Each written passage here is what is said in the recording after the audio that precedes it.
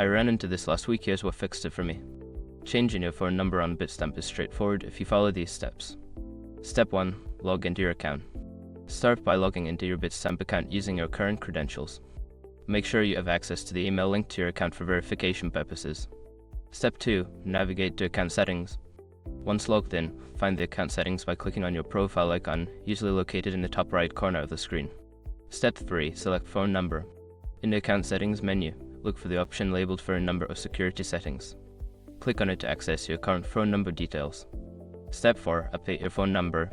Enter your new phone number in the provided field. Double check for any typos, as a mistake could lead to verification issues later. Step 5. Verify your new number. After saving, you will receive a verification code via SMS to your new number. Enter this code in the designated field to complete the process. If you don't receive the code, check your message settings. I hope this helps you update your phone number easily. If you run into any issues, feel free to reach out for assistance.